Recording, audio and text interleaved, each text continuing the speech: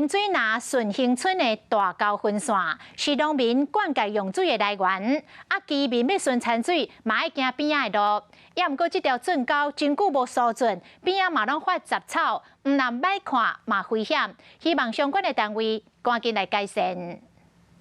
民众甲村长讲，即摆情形，水南乡顺兴村的大高分线圳沟是农民产水来源，边个路嘛是顺产水的时阵会经过路。民众讲，这条圳沟已经真久无清，若发真侪草啊，边个草啊嘛发甲比人搁较悬，互在地民众拢真烦恼。希望各相关单位会当想咧，赶紧通好做咧。农民讲，若过一段时间，草地发甲真长，甚至看袂到路口，这对交通安全有真大危害。你暗来清，暗来迄个，你即马排水是要怎排？你即马风台大水起高啊，你哪个唔动作？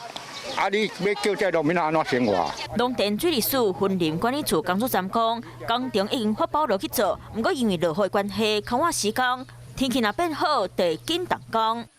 Hello， 大家好，我是乃瑜，要教给大家2个任务。第一个，华视新闻的脸书专页，你按赞了吗？还有华视新闻的 YouTube 频道，赶紧订阅起来，还要记得按赞，开启小铃铛哦。